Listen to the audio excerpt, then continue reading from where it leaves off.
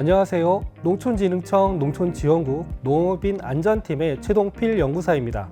2024년 1월 27일부터 중대재해처벌 등에 관한 법률, 약칭 중대재해처벌법이 5명 이상이라는 모든 사업장에 적용되었습니다. 이에 5명에서 49인의 상시 근로자가 있는 소규모 농사업장에도 적용이 되기 때문에 이러한 대응 방안 마련을 위해 농촌진흥청에서는 안전보건관리체계 구축 길라잡이를 배포하고 이에 대한 설명을 드리고자 합니다. 먼저 중대재해처벌법에 대해 알아보도록 하겠습니다. 중대재해처벌법의 목적은 사업주 또는 경영책임자 등이 안전보건관리체계 구축 등 안전 및 보건 확보 의무를 이행함으로써 안전보건관계법령에 따른 안전보건 조치가 철저히 이루어지도록 하여 중대재해를 예방하는 데 궁극적인 목적이 있습니다. 이때 중대재해란 산업안전보건법 제2조 제1호에 따른 산업재해 중 첫 번째, 사망자가 1명 이상 발생되는 경우, 두 번째, 동일한 사고로 6개월 이상 치료가 필요한 부상자가 2명 이상 발생되는 경우, 세 번째, 동일한 유해 요인의 직업성 질병자가 1년 이내에 3명 이상 발생하는 경우입니다. 그럼 안전보건 확보 의무 대상은 누구를 말할까요? 중대재해처벌법에서는 사업주 또는 경영 책임자 등의 의무를 부과하고 있습니다. 이런 안전보건 확보 의무를 지키기 위해서는 사업주 또는 경영 책임자 등은 사업주나 법인 또는 기관이 실질적으로 지배, 운영, 관리하는 사업 또는 사업장에서 종사자의 안전, 보건상 유해 또는 위험을 방지하기 위하여 그 사업 또는 사업장의 특성 및 규모 등을 고려하여 조치를 하여야 합니다. 중대재해 발생 시 처벌 내용은 중대산업재해에 따라 사업주와 경영 책임자 등의 처벌, 그리고 양벌 규정에 따른 법인 또는 기관의 처벌, 사업주 또는 경영 책임자 등의 고의 또는 중대과실로 안전 및 보건 확보 의무를 위반하여 중대재해를 발생하게 한 경우 손해배상의 책임이 있습니다. 다만 사전에 안전보건 확보 의무를 충실히 이행하였다면 면책이 가능하도록 하고 있습니다. 중대재해처벌법은 2024년 1월부터 상시 근로자가 5명 이상인 사업장의 사업주 또는 경영 책임자에게 모두 적용이 됩니다. 이때 상시 근로자라 함은 임시 및 정규직, 일용 및 상용직, 도급직 등을 총망라하여 상태적으로 근로자 수가 5명 이상이 달하는 경우를 말합니다. 상시 근로자 수 산출 방법은 사용 근로자 연 인원수의 사용 일수를 나눠서 구하고 있습니다.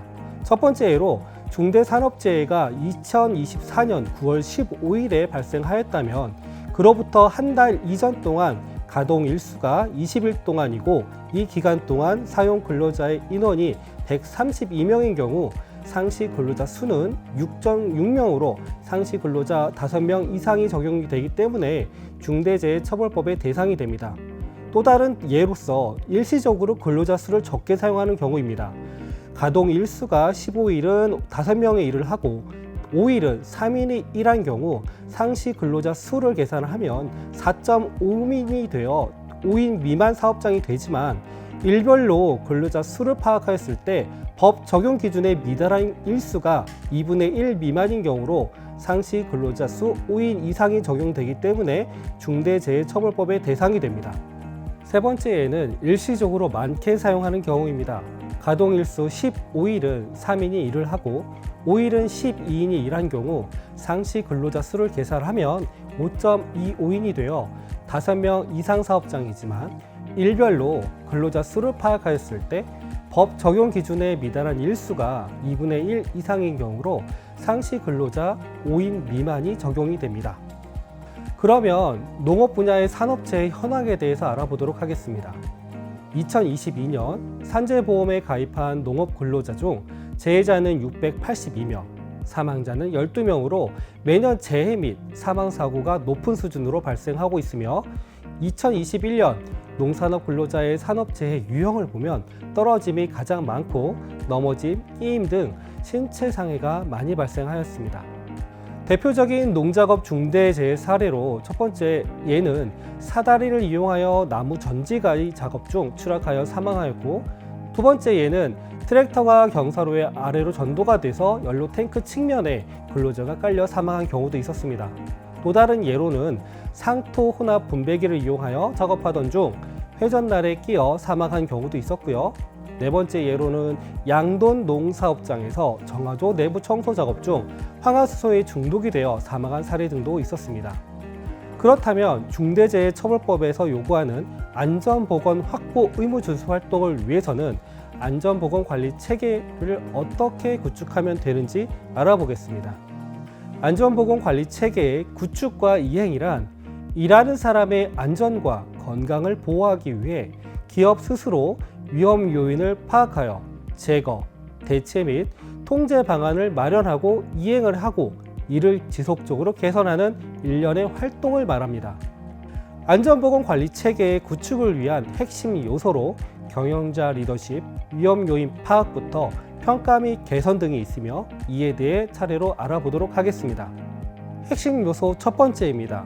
경영자 리더십에서는 경영자가 안전보건에 대한 의지를 밝히고 목표를 정하여 예산을 부여하고 구성원의 권한과 책임을 정하고 근로자의 참여 독려를 해야 합니다. 핵심 요소 두 번째입니다. 유해 위험 요인 파악으로 위험성 평가를 통한 위험 요인 파악과 유해 위험 요인을 찾고 개선을 위한 업무 절차 마련과 안전점검 회의와 같이 근로자의 의견을 청취해야 합니다. 핵심 요소 세 번째입니다. 유해 위험 요인 제거, 대체 및 통제에서는 위험 요인을 제거, 대처하거나 통제할 수 있는 방안을 마련할 때에는 사람은 실수하고 기계는 고장날 수 있다는 점을 특히 유의해야 합니다.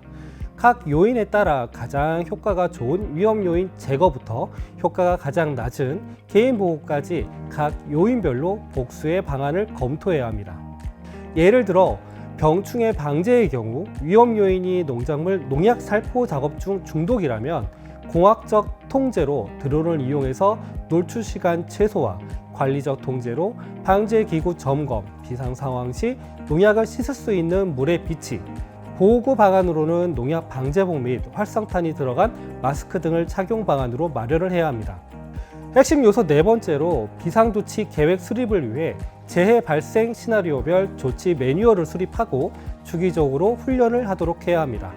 핵심 요소 다섯 번째는 안전보건 관리 체계는 소속 근로자뿐만 아니라 사업장 내 모든 구성원의 안전보건 확보를 위해 도급, 용역, 위탁 근로자를 포함하여 유해 위험 농작업과 물질에 대한 정보 전달 및 현장에서 안전 확보를 위한 안내 및 교육 등을 하여야 합니다. 마지막 핵심 요소로 지금까지 준비된 안전보건관리 체계가 제대로 운영되고 농사업장과 근로자에게 체득되게 하기 위해서는 평가와 개선이 지속되어야 합니다. 안전보건 목표 설정 및 관리와 평가 점검을 통해 발견된 문제점의 주기적 검토 및 개선을 반기별 1회 이상 반드시 하도록 하여야 합니다. 마무리로 농촌진흥청에서는 중대재해처벌법 시행에 따른 대응으로 50인 미만의 소규모 농사업장의 안전보건관리 체계 구축을 돕기 위한 길라잡이를 제작, 배포하였으니 많은 활용을 부탁드립니다.